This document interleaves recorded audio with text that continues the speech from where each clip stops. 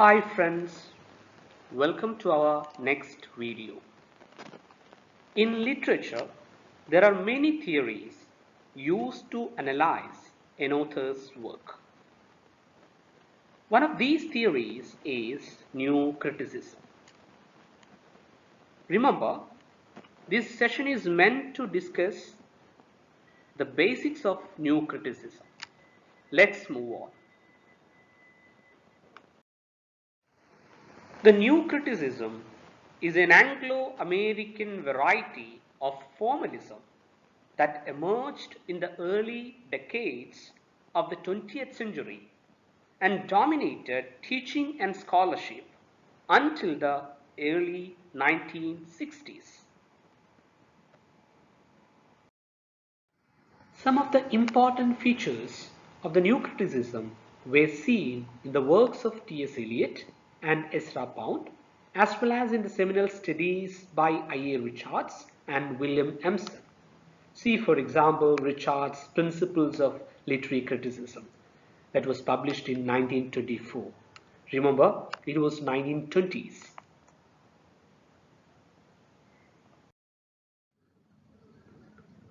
I.A. Richards' Practical Criticism, published in 1929, based on student analysis of poetry, emphasized the importance of objective and balanced close reading, which was sensitive to the figurative language of literature.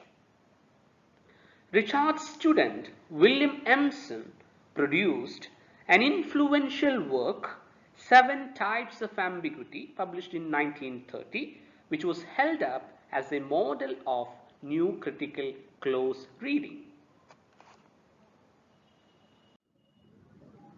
Across the Atlantic, new critical practices were also being pioneered by American critics, known as the fugitives and the Southern agrarians, who promoted the values of the Old South in reaction against the alleged dehumanization of science and technology in the industrial North.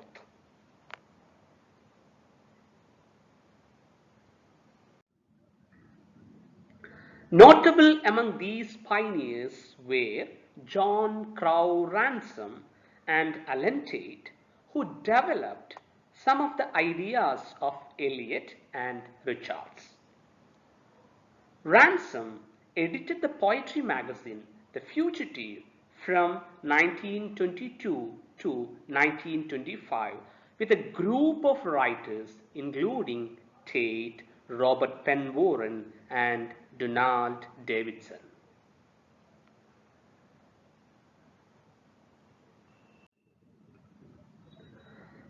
Other journals associated with the new criticism included the Southern Review, edited by Penn Warren and Cleon Brooks, 1935 to 1942, the Kenyon Review, run by Ransom, and the still extant Sewanee Review, edited by Tate and others. During the 1940s, the new criticism became institutionalized as the mainstream approach in academia.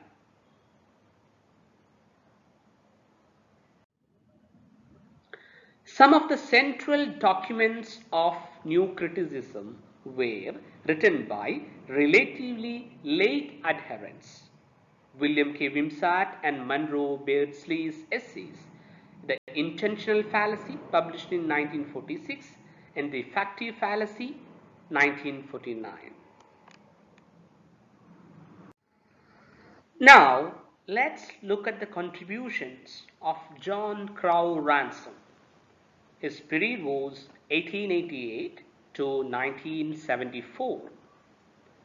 The seminal manifestos of the new criticism, however, had been proclaimed earlier by Ransom, who published a series of essays entitled The New Criticism. Remember, it was published in 1941, and an influential essay, Criticism Incorporated, published in the world's body. Remember, the year was 1938.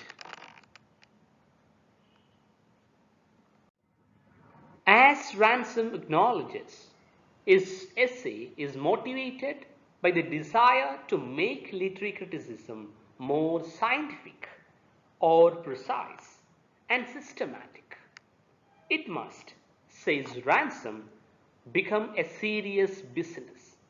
He urges that the emphasis of criticism must move from historical scholarship to aesthetic appreciation and understanding.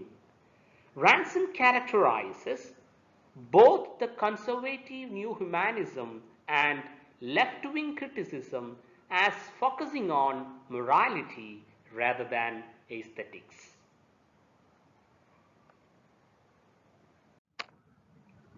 The real aim of criticism is to define and enjoy the aesthetic or characteristic values of literature. In short, Ransom's position is that the critic must study literature, not about literature. Hence, criticism should exclude personal impressions because the critical activity should cite the nature of the object rather than its effects upon the subject. Synopsis and paraphrase, since the plot or story is an abstraction from the real content of the text. Third one is historical studies, which might include literary backgrounds, biography, literary sources, and analogues. The fourth one is moral content, since this is not the whole content of the text. Fifth one is any other special studies which deal with some abstract or prose content taken out of the work. Ransom demands that criticism, whose proper province includes technical studies of poetry, metrics, tropes, and fictiveness, should receive its own charter of rights and function independently. His arguments have often been abbreviated into a characterization of new criticism as focusing on the text itself or the words on the page. The first use of the term, the new criticism, was in an essay of that title in Creative Criticism, which was published in 1970 by Joel Spingarn. Literary work is autonomous, that its unity and meaning are constituted primarily by formal and rhetorical features. This is a central idea of new criticism, and that it is free from any burden of reflection on the social world in which it is produced, or from any connection to the author who produces it. New critical practice strongly favors poetic texts.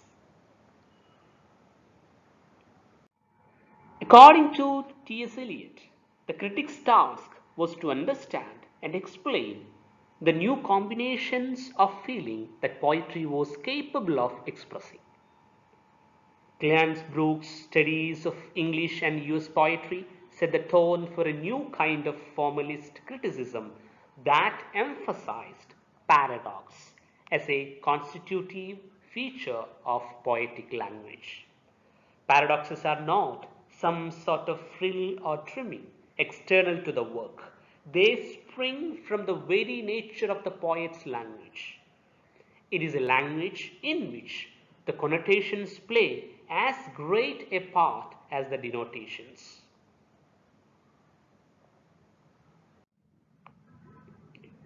Our greatest poems are built around paradoxes, where previous critics might have detected only mere decoration or sensuous pictures. The new critic finds meaningful symbolism, purposeful ironies, and ambiguities. Like the well-wrought urn in John Keats' Ode on a Grecian Urn, the poem is entirely self-contained and irreducible to any meaning not located in the poem's structure. The principle of unity that informs poetry seems to be one of the balancing and harmonizing connotations, attitudes, and meanings, which are all subordinated to a total and governing attitude. Any attempt to capture this attitude by means of a summary interpretation constitutes what Brooks calls the heresy of paraphrase. Irony, ambiguity, and paradox are also the predominant elements in the English critic William Emerson's Seven Types of Ambiguity, published in 1930. Emerson echoes Brooks in his insistence that ambiguity is a constitutive feature of the work and also a significant element of the work's unity. Ambiguity is itself an ambiguous term, one that can lead the critic in a number of directions. It can mean an indecision as to what to mean, an intention to mean several things, a probability that one or other or both of two things has been meant, and the fact that a statement has several meanings.